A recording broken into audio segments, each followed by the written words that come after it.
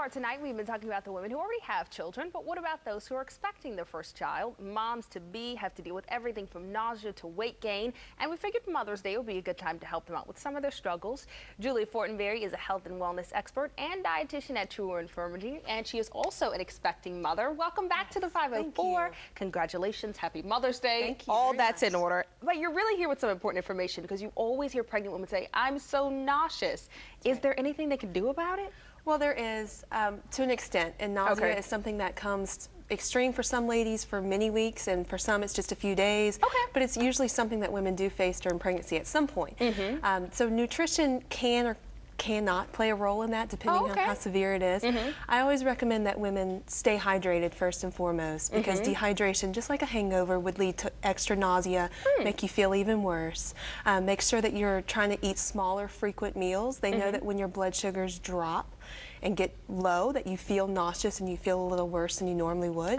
So I always say eat frequently, try to make sure you're doing smaller, more frequent meals, and then make sure you're eating foods that individually digest well for you. If you don't do dairy well normally, don't try to feel like you have to add that in when you're nauseous. Just be aware of yourself. All right, so some kind of basic stuff there. Interesting, though, because I never thought you could even change it. I thought it was just kind of, if you were nauseous during pregnancy, you just stay nauseous. I find that for some people it is, but then some people can eat better. I found that cold foods really helped me, and so I would feel better when I'd eat fruit or a salad, and then some people feel better when they eat mashed potatoes. So to an extent, I think you can control it with your nutrition. All right, just kind of pay attention, I guess, to how your body responds. And I understand some women, it's so severe you have to take medication.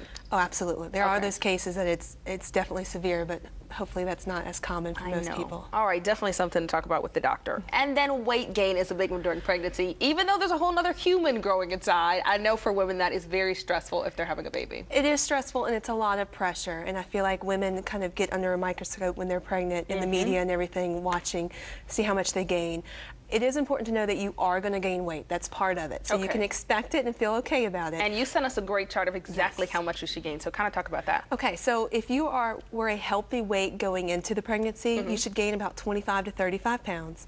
If you were thinner and underweight, usually it's about 28 to 40 pounds.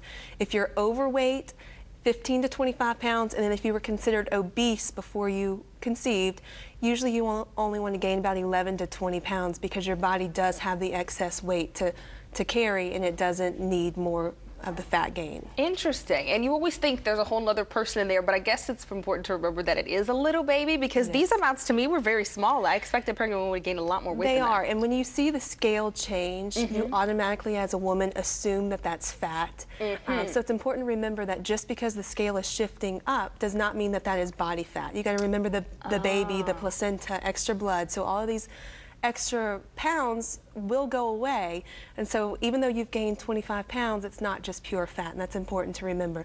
It's also important to remember that every week will be different. Some weeks you may not gain any, some weeks we may have a big growth spurt and you gain 3 or 4, and then you're just in shock when you're in the doctor's office. But again, it's steady weight gain over time, some weeks more, some weeks less, but do expect that it's going to happen. But the important thing to remember is the weight that you gain now, you're going to have to get off later. So you want to make sure that you pay attention to that and don't overdo yourself, because you are going to have to work extra hard to get all that, if you gain 60 pounds, to get all that off later. Right. Okay, so if you kind of stay within the ranges that we talked about, those healthy ranges, it'll be much easier to get off. All right, after. All right, and I'm sure a big part of that is diet and what you eat while you're pregnant and how much you eat. Well, it's kind of an old wives' tale and a big misconception that you're eating for 2. That is the saying I've always heard. And everybody always, even professionally, people tell me, well, you're eating for 2, go ahead and have extra. You got to remember how small your number 2 is. Your number 2 is very, very small, and there's no way that that baby needs as many calories as a second adult would. So when you are putting extra calories on your plate and you are living in that mindset of I'm pregnant, I can afford it, you will probably gain more weight than you need to. Most people only need about 300 extra calories a day when they're pregnant in the second and third trimester. That's not much at all. It's not much at all. In fact, it may be a half of a sandwich. It may be 5 ounces of chicken instead of 3, and add in some extra vegetables. So it's important that just because you are increasing your calories, that you increase the right kind of calories. Yes, you could increase 300 calories of Skittles, but that's not going to help your baby. Probably not. So you want to make sure that you're eating foods that are nutritious, that help your baby grow and develop, foods from the earth that are healthy and less processed and certainly less sugar, make those calories nutritious as opposed to just empty calories that you should gain just because you have to eat 300 extra calories a day. Gotcha. And are women naturally going to be hungrier because you're pregnant? Yes. That comes together? What I practice with women in general, but especially expecting moms, is to say, listen to your body.